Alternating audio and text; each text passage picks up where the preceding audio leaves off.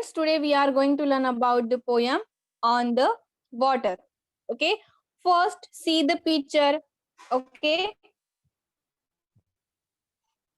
in our little boat to glide on the water, blue and white. While the sky is smooth and bright, what could give us more delight? See the ripples, how they run, twinkling brightly in the sun, while reflected we can see shadows of each hill and tree. See the lilies round the larch, floating near the reedy marge, where the bulrush has its place, and and the heavy water maze. See the great green dragonfly and the swallow skimming by. See the fishes sing and gleam ere they splash into the stream. See the bright kingfisher too, dart a gleam of green and blue. These are all around our boat on the water whistle, on the water whilst we float. Okay, so this is the poem on the water. Now see fourth stanza, in our little boat to glide. Okay, glide means move slowly and smoothly over a surface. That is glide. Okay, so on the water, blue and white. Here that poet is describing the scenes as he is moving along with the slowly water in his boat on a wide. Okay, in our little boat to glide on the water, blue and white, while the sky is smooth and bright, what could give us more delight? Okay, so see in the first stanza, the poet is describing the scene as he is moving along with water in the boat, and the boat on white. Okay, and the water is blue and white. Okay, see when he is moving along with the boat, the sky, he is watching that sky is smooth and bright.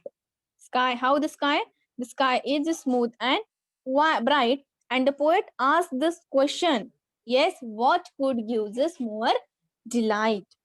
Okay, what could give more delight than these?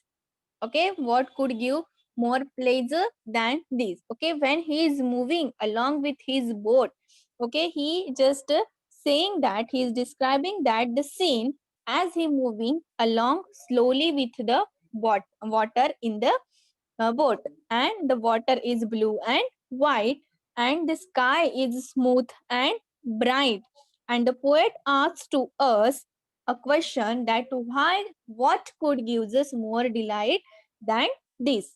Okay, now see the second stanza. See the ripples, how they run, twinkling brightly in the sun, while reflected we can see shadows of each hill and tree. Okay, so in the second stanza, poet is describing further. Okay, so see what is the ripples. Ripples means little waves on the surface of water. See here in the picture you can see that white, okay, white in color, so that is the waves. Okay, little waves of water. Okay, and these waves of water caused by the wind or by something moving on the water. So here the boat is moving, that's why that little waves created by the moving boat. Okay, so what is the ripple? Ripple means little waves of water, and it's caused by the wind, and it caused by the wind or someone which is moving on the water. Okay, so see the ripples, how they run, twinkling brightly in the sun.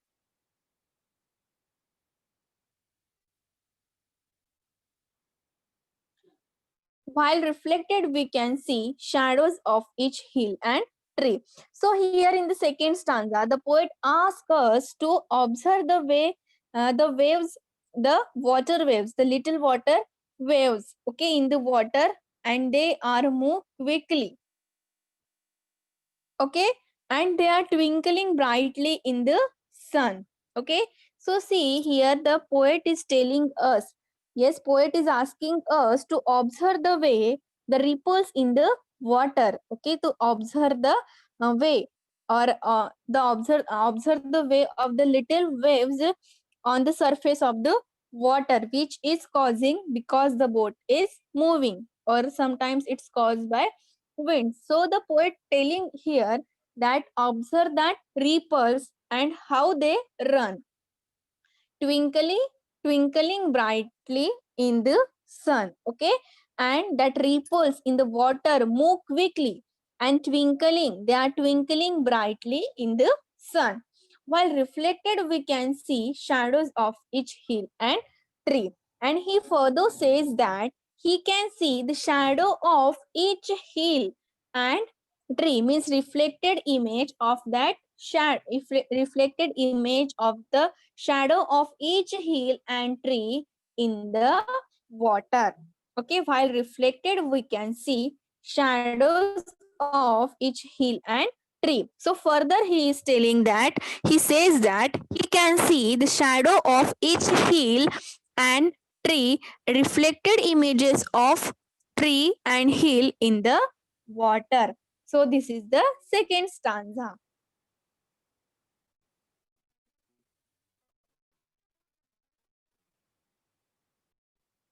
Now we are moving on the third stanza. See the lilies, round and large, floating near the reedy marge, where the bulrush has its place, then and the heavy water maze. Okay, so see there are some words, new words are there, that is reedy marge. Okay, so what is the meaning of reedy marge? That is edge of water. Okay, means we can say water's edge or edge of water where reeds or tall grasses grow thick. Okay, in the picture you can see this is edge of water. Okay, reedy marge means this edge of water, and you can see there are some tall grasses. Okay, some flowers are there, and which flowers are there? That is lilies. Okay, so here ready marge means water's edge where reeds or tall grasses grow thick. Okay, now see bulrush water maze means wetland grass like plants. Okay, wetland grass like plants means bulrush water maze. Okay, so these two new words are there. First one is reedy marsh and bulrush water maze. And what is the meaning of bulrush water maze? Means wetland grass like plants. Okay. Now see, in third stanza, the poet is telling that there are large and round lilies near the edge of the water. See the lilies, round and large, floating near the reedy marge. Reedy marge means edge of water. Okay, so here the poet is telling that there are some large and round lilies near the edge of water, and where tall grasses grow. Okay, you can see in the picture also there are some lilies. Okay, there are some lilies and they are round and large. Okay, and there are some bushes. Okay, bushes, there are some grasses also, and that grasses are tall, and they grow tall, and where you can see grass like plants like the bulrush and water maze.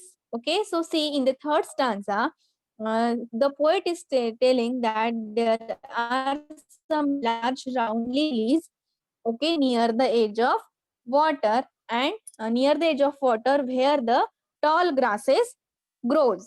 Okay, and where you can see grass like plants like the bulrush water maze. Okay, see in the picture you can see there are some grasses. Okay, see here there are some grasses.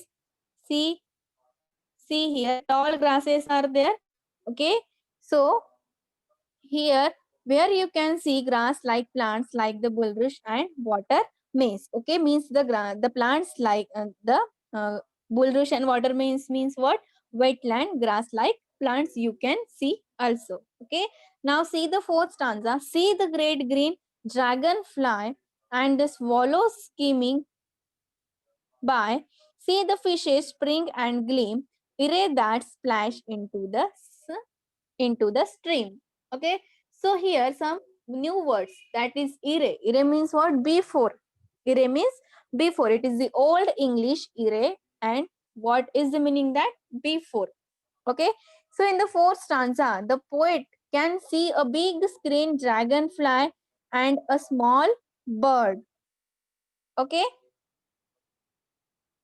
and they swallow skimming by. Okay, so the poet can see a big green dragonfly and a small bird, and the swallow and go quickly by. Okay, spring see the fishes spring and gleam ere they splash into the stream. Okay, he can see also the fish spring out. Okay, their bodies reflecting the sunlight before they jump with a splash into the stream. Okay, so here skimming means what? Moving by quickly. Okay, moving by quickly. So here in the fourth stanza, the poet is telling that poet can see a big green dragonfly and a small bird, and the swallow go quickly by.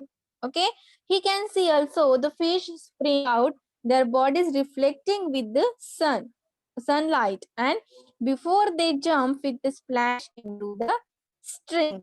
Okay, see the fishes spring and gleam ere they splash into the stream. Okay, so he can see the fish spring out, their bodies reflecting with the sunlight.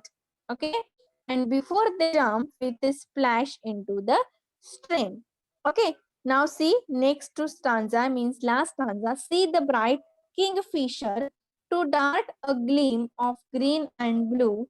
These are all round our boat on the water whilst we float. Okay, so in the last stanza, the poet is telling that the bright